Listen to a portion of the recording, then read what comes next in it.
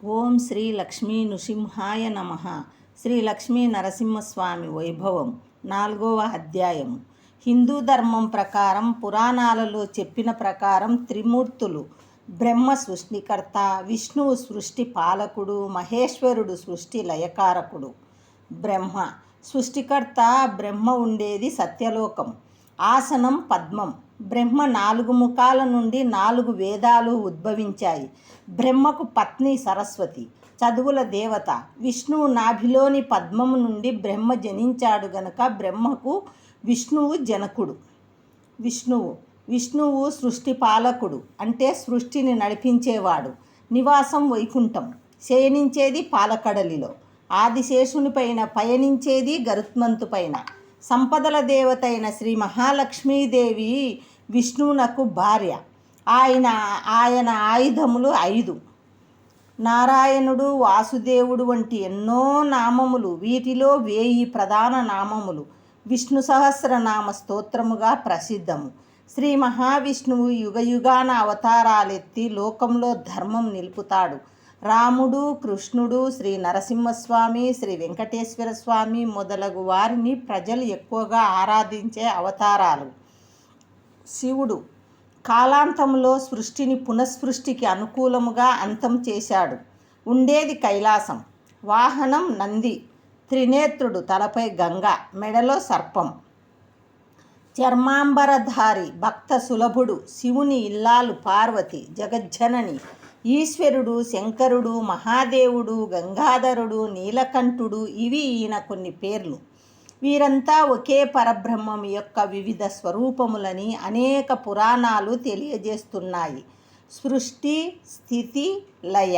బ్రహ్మ, విష్ణు, మహేశ్వరులను 3 దేవుళ్లను త్రిమూర్తులు అని కూడా పిలుస్తారు.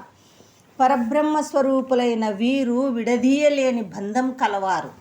మనము సాకారముగా ఊహించుకుంటున్న నిరాకార నిర్గుణ స్వరూపము కలవారు. విశ్వము యొక్క ఆవిర్భావం గురించి మరియు సృష్టి విధాన పరంపర గురించి ముందు అధ్యాయములో తెలుసుకున్నాము. అలాగే సృష్టికి కారకులు ఎవరో తెలుసుకున్నాము. ఈ విషయం వలన సృష్టి చేయువాడు బ్రహ్మ అయితే స్థితికారుడు, సృష్టి పాలకుడు విష్ణువు. లయకారుడు శివుడు. సృష్టి యొక్క స్థితి కర్త, లయకర్త సృష్టికి మూలం. సృష్టి అనే ప్రహేళిలో జీవులను పాత్రధారులను చేసి అనంతమైన లీలలను ఆహ్లాదముగా ఆస్వాదిస్తున్నారు. ఆత్మజ్ఞానము పొందుటకు అవకాశం కల్పించారు. ఎవరు ఆత్మజ్ఞానాన్ని పొందగలరో వారు పరంధామం చేరగలిగే దివ్య మార్గాన్ని పరమాత్మ బోధించారు. సృష్టి అనంతముగా జరుగుతూనే ఉంటుంది. ఆ సృష్టి భారాన్ని స్థితికారుడైన విష్ణువు వహించాడు. సృష్టి చేసిన జీవరాశి మనుగడను లయకారుడు విష్ణువు చూస్తుంటాడు. లయకారకుని విన్యాసం అనుక్షణం ఎక్కడో అక్కడ జరుగుతూనే ఉంటుంది. ఒక విధంగా జీవి పుట్టుక మరణం అటువంటిదే. ఈ రెండూ లేని క్షణం ఉండదు. అదే త్రిమూర్తుల అఖండ విన్యాసం. మానవుని మేధకు అందని మహాన్యాసం. దీనిలో జీవుని ప్రయాణం కూడా ఒక క్షణభంగురం. ఈ సృష్టి కార్యమంతా ఒక ప్రణాళిక, ఆద్యంతములు లేనిది. లయకారుడైన శివుడు రుద్రుడిగా స్మరించినంతనే పాపాల్ని పరిహరించే విష్ణువుగా, అణువు నుండి బ్రహ్మాండాన్ని సృజించే చతుర్ముఖ బ్రహ్మగా ఉన్న ప్రధాన పురుషుణ్ణి, సృష్టి స్థితి లయాలు చేసే త్రిమూర్తులకు మూల పురుషుడైన పరమాత్మ శ్రీ మహావిష్ణువుకు నమస్సులు. శ్రీ మహావిష్ణువు గురించి మరింత తెలుసుకుందాం.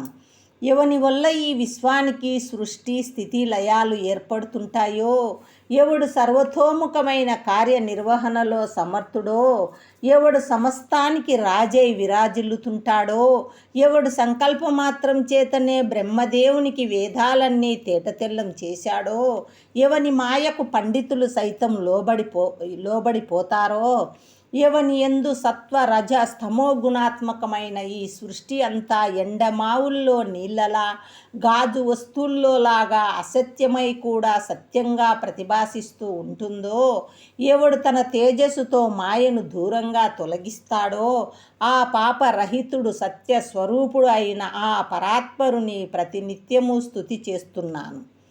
శాంతాకారం భుజగశయనం పద్మనాభం సురేశం విశ్వాధారం గగనసదృశం మేఘవర్ణం శుభాంగం లక్ష్మీకాంతం కమలనయనం యోగిహృద్యానగమ్యం వందే విష్ణుం భవభయహరం సర్వలోకైకనాథం. సర్వలోకైకనాథుడు, పరబ్రహ్మము, సర్వేశ్వరుడు, సృష్టిపాలకుడు శ్రీ మహావిష్ణువు. విష్ణువు నీలమేఘ శ్యామవర్ణము కలిగిన చతుర్భుజుడు. శ్రీ మహావిష్ణువు ధరించిన వాటిని తెలుసుకుందాము. విష్ణువు భార్య లక్ష్మీదేవి. వైకుంఠపురము ఆయన నివాసము. పాల సముద్రములో శేషపాన్పుపై పరుండి ఉంటాడు. ఆయుధములు, వాహనముల వివరములు. పాంచజన్యం అంటే శంఖము, సుదర్శనము అంటే చక్రము, కౌమోదకి అంటే గద, శార్ఘ్యము అంటే ధనస్సు, నందకము అంటే ఖడ్గము, శతానందము అంటే రథము. వాహనం గరుత్మంతుడు వాహనం, విశ్వక్షేణుడు సేనానాయకుడు, ధారకుడు సారథి, గుర్రములు శైబ్య, సుగ్రీవ, పుష్ప, వలాహకములు. ఆభరణములు కిరీటము, మకర కుండలాలు, వైజయంతిమాల, తులసీమాల, శ్రీవత్సము, ఆరాలు, కౌస్తుభము, పచ్చని పట్టుబట్టలు, అంగదములు, భుజకీర్తులు, కంకణములు, పద్మము, శమంతకము, మొలత్రాడు, బంగారు అందెలు శ్రీ విష్ణువు యొక్క ఆభరణములు. పరిచరులు సునంద, నంద, జయ, విజయ, జయంత, ప్రబల, ఉద్బల, కుముద, కుముదాక్ష, తారిక్ష, పుష్పదంత, శృతదేవ, సాత్వత, విశ్వక్షేణలు విష్ణువు యొక్క పరిచరులు. విశ్వం విష్ణు వషట్కారో భూతభవ్య భవత్ప్రభు. విష్ అనే ధాతువు నుండి విష్ణు అనే పదానికి భాష్యకారులు అర్థం చెబుతారు. విష్ అంటే సర్వత్రా వ్యాపించి ఉండుట, అంతటినీ ఆవరించి ఉండుట అనే అర్థాలున్నాయి. విష్ణు సహస్రనామ స్తోత్రం మొదటి శ్లోకంలో విశ్వం విష్ణు వషట్కార భూత భవ్య భవత్ప్రభు భూతకృద్భూత భృద్భావ భూతాత్మ భూతభావన అనే నామాలున్నాయి. యద్విషితో భవతి తద్విష్ణుర్భవతి. అంతటా ప్రవేశించి ఉండేవాడు విష్ణు అని నిరుక్తి అర్థం. వేవేష్టి ఇతి విష్ణు అని శంకరాచార్యుల వ్యాఖ్యానం. విశ్వం అంటే అంతా తానైనవాడు. విష్ణువు అంటే అన్ని ఎడలా ఉండేవాడు. భూత భవ్య భవత్ ప్రభు అంటే గడిచిన కాలానికి, జరుగుతున్న కాలానికి, రాబోయే కాలానికి కూడా ప్రభువు. భూతకృత భూతభృద్భావ భూతాత్మ భూతభావన అంటే అన్ని భూతాలను, జీవులను సృష్టించి పోషించి భరించేవాడు, అన్ని జీవులలోనూ ఉండేవాడు. అనగా విష్ణువు కాలానికి, స్థలానికి, పదార్థానికి అతీతుడు. మన శరీరంలోనే సృష్టి, స్థితి, లయ, తిరోధాన, అనుగ్రహం అనే 5 ప్రక్రియలు నిత్యం జరుగుతుంటాయి. కణాల చేత నిర్మితమైన శరీరంలో నిత్యం ఎన్నో కణాలు మరణించడము, పుట్టడము జరుగుతూనే ఉంటుంది. మరణించిన కణాలు మనలోనే ఉంటాయి. చనిపోయిన కణాలకు ఆశ్రయం ఇస్తున్న మన శరీరమే మహాశ్మశానం. అందులో చైతన్య రూపంలో వసించేవాడే పరేతవాసి. అలాగే పుట్టుక నుంచి మరణించేదాకా బాల్య, కౌమార, యౌవన, వార్ధక్యము ఇలా ఎన్నో దశలు దాటుతుంటాం. అదే సృష్టి క్రమం. ఈ క్రమమే శరీరం పడిపోయాక మళ్ళీ కొత్త శరీరంగా అవతరిస్తున్నది. ఇది నిరంతరం సాగే ప్రక్రియ. దీనినే పంచకృత్య పరాయణగా చెప్తూ శంకరులు జ్ఞానబోధ చేస్తున్నారు.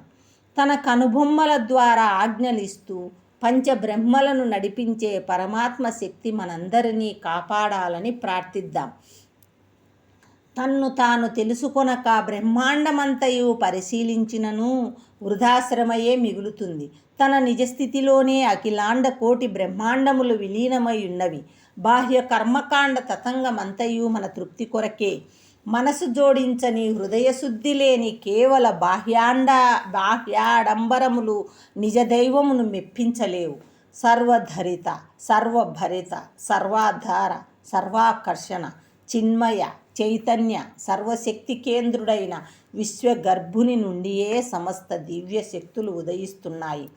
అహమాచల, అనంతాత్కాలయ, సర్వాకార, సర్వస్వరూప, సచ్చిదానంద నిలయ, బ్రహ్మ విద్వరిష్ట గరిష్ట తుర్యాతీతుడే సర్వేశ్వరుడు.